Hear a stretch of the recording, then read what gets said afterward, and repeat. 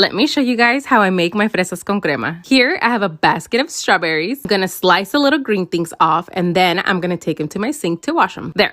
Washed. Now, I'm gonna thinly slice all of my strawberries. I'm gonna add a tablespoon of sugar and let them macerate. And guys, don't be dirty. I'm also using half a cup of media crema, half a cup of sweetened condensed milk, and half a cup of sour cream. I'm gonna add everything to my blender and blend everything together. That way it's easier for me. Add a little splash of vanilla. Whoops, someone needs to clean the outside of their blender. After I blend everything together, I'm gonna pour all that crema all over my strawberries. I mix them up and then I put them in the fridge for about 30 minutes. After 30 minutes, I get my favorite cup and then pour myself some delicious fresas con crema. You already know I always have to garnish my cups somehow, some way. And that's it, guys. Hope you like this recipe. Bye!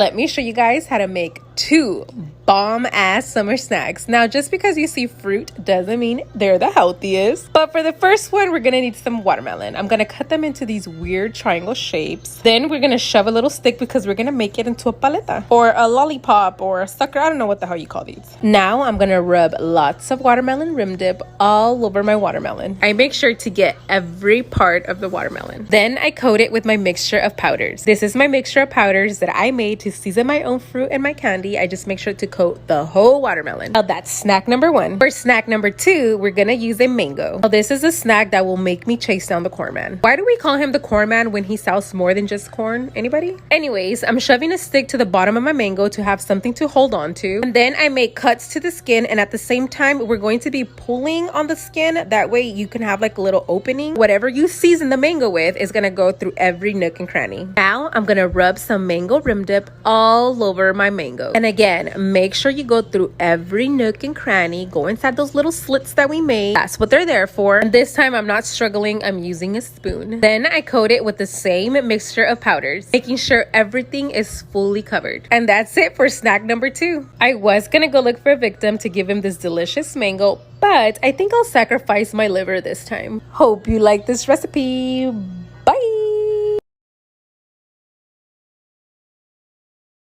Let me show you guys how I made my freshly baked brioche buns. To my pot, I'm gonna add half a cup of milk, 4 tablespoons of water, and 4 tablespoons of bread flour. There's a name to what we're making right now. I just don't know how to pronounce it. We're gonna whisk it up until it comes together and it looks like some type of a dough. It's gonna look like this. Now we're gonna activate the yeast. I'm gonna add 2 tablespoons of yeast to 1 cup of warm milk. Then I whisk it up and put it to the side. Meanwhile, in my mixing bowl, I'm gonna add 5 cups of bread flour. Make sure that you're using bread flour and not regular flour. You're also gonna need 2 tablespoons of salt and 3 tablespoons of sugar. Then I give it a quick mix and set up my stand mixer. I'm gonna add the kneading hook or the bread mixer tool, whatever you want to call it. And then I'm going to turn the speed to number 2.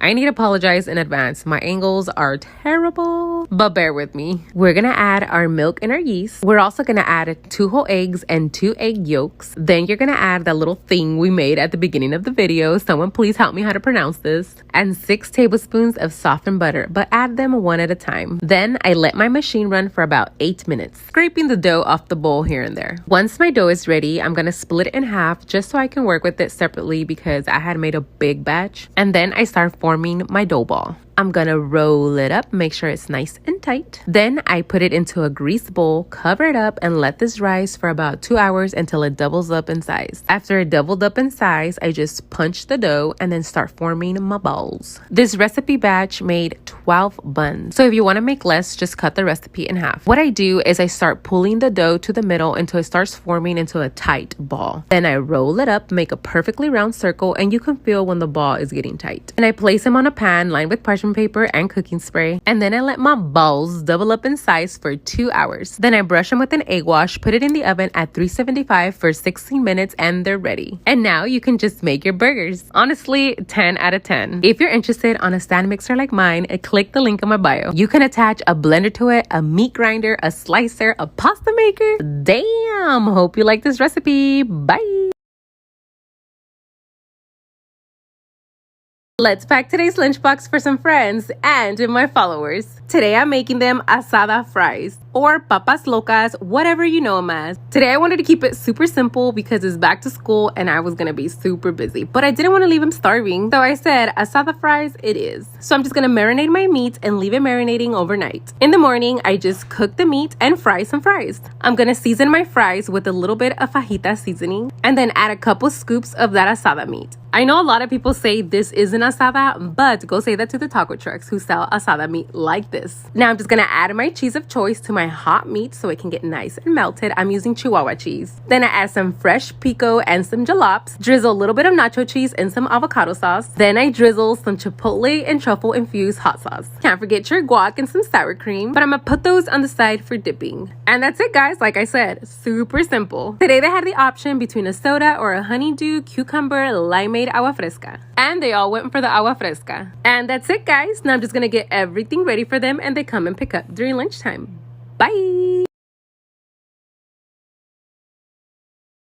Let me show you guys how I made my honeydew, cucumber, limeade, agua fresca. Yeah, I know, it's a mouthful. Here I have a honeydew melon. I'm just gonna open it up and remove the seeds. Then I take the skin off the melon and chop it into pieces that's gonna fit my blender. I'm also gonna cut up some small little pieces for garnish. We're also gonna need a cucumber. Just make sure you wash them well. I always wash mine with soap, but you guys go crazy, so I didn't show you guys that part. Chop it up into pieces, and then the half is going to be for garnish. I'm just gonna peel it, and the peels I'm gonna put in the blender too. There ain't no wasting here. We're also gonna need the juice of 4 limes. Here I am showing you how that lime has absolutely no juice. My dad was the one who chose these limes and he did a terrible job. But whatever, I'm gonna squeeze all the juice that I can from those 4 limes, and then I'm gonna stick everything to my blender, including the lime juice. Sweeten with sweetener of choice. I'm gonna use about a cup of sugar, wink wink. And then I fill up the rest of my blender with water and blend until smooth. To the bottom of my pitcher, I'm gonna add all of that cut up fruit we reserved. Then I pour everything into my pitcher. Now you can strain this, but I didn't want to. Fill up the rest of your pitcher with water and mix. Now this is the perfect time for you to check for sweetness. If it needs more sugar, add more sugar. If it's too sweet, just add more water. To garnish my cup, I'm just gonna dip it in some rim dip and then into a mixture of powders. Fill up your favorite cup with ice and then pour yourself some delicious and refreshing honeydew, cucumber, limeade, agua fresca. You already know the garnish don't stop here. I'm just gonna add a slice of cucumber and lime to the rim of my cup. And you know we can't forget our matching straw. And there you have it, guys. Hope you like this recipe. Bye!